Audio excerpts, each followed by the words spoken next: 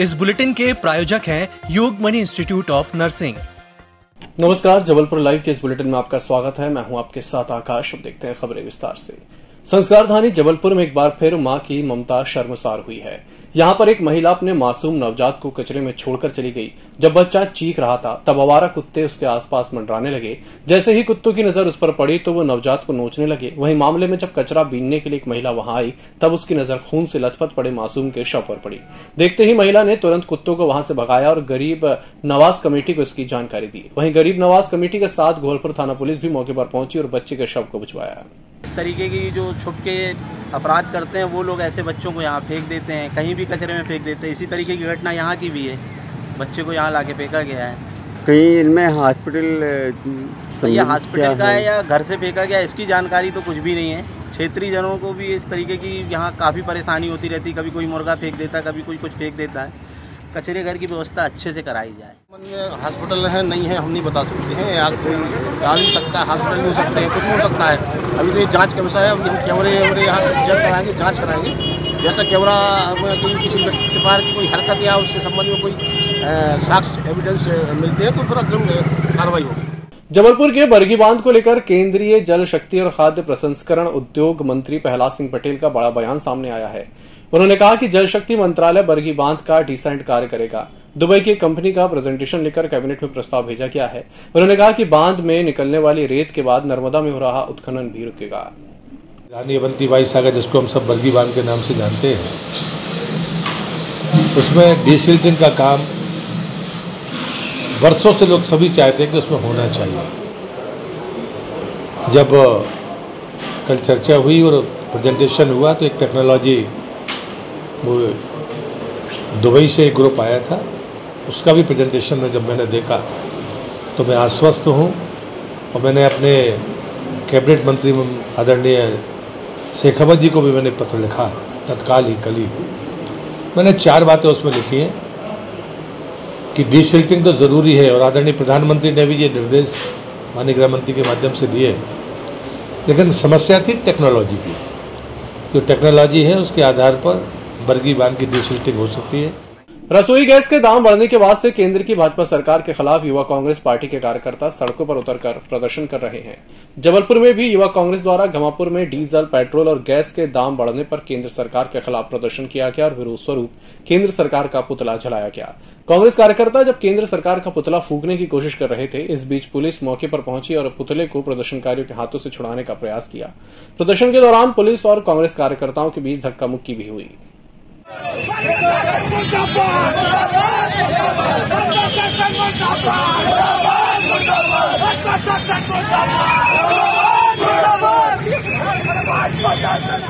उससे जनता का जीना बेहाल हो गया है। तो खाने की चीज़ों में तो आग लगी हुई है। रोज़मर्रा की ज़रूरत की चीज़ें, गैस सिलेंडर, सरसों का तेल, दाल, शक्कर, आटा, प्याज, पेट्रोल, डीजल जिस तरह महंगे हुए हैं उससे घरों का बजट बिगड़ गया है। लेकिन सरकार के कान में जू तक नहीं रेंग रही। केंद्र व राज्य सरकार की गलत नीतियों के कारण महंगाई अपने चरम पर है, लेकिन सरकार को जनता की परेशानियों से कोई सरोकार नहीं है। इसी को लेकर आज युवा कांग्रेस के द्वारा घमापुर चौक पर केंद्र सरकार का पुतला दहन कर बढ़ी हुई महंगाई को काबू में करने की मांग की गई। और अगर महंगाई जल्द ही काबू नहीं की जाती है तो हमारे द्वारा उग्र से उग्र आंदोलन किया जाएगा। Yogmani institute of nursing, Jamdar hospital, Jabalpur. Nursing के क्षेत्र में करियर बनाने का सुनहरा अवसर। प्रवेश प्रारंभ BSc nursing, post basic BSc nursing, GNM. पता 198/2 Raigwa, ward number 72, Arihant warehouse के पीछे, पाटन बाईपास चौक के पास, जबलपुर। डीजल, पेट्रोल और गैस के दामों में बेतहाशा वृद्धि होने के बाद जहां लोगों को महंगाई का सामना करना पड़ रहा है, वहीं पेट्रोल से चलने वाले घरेलू वाहनों को चलाना मुश्किल हो रहा है। वाहनों को चलाने के लिए घरेलू गैस सिलेंडर का इस्तेमाल बेधड़ल्ले से किया जा रहा है। जबलपुर पुलिस ने ऐसे ही कुछ लोगों को गिरफ्तार किया है जो घरेलू गैस को वाहनों में डाल रहे थे। गोहलपुर पुलिस को जब इस बात की जानकारी लगी कि गोहलपुर इलाके में कुछ लोगों द्वारा कार और ऑटो और अन्य वाहनों में सार्वजनिक क्षेत्र की कंपनियों की घरेलू गैस को अवैध तरीके से वाहनों में रिफिल किया जा रहा है, पुलिस ने जानकारी लगते ही संबंधित क्षेत्रों में दबिश देकर 4 लोगों को गिरफ्तार किया है और 20 सिलेंडर जब्त किए हैं।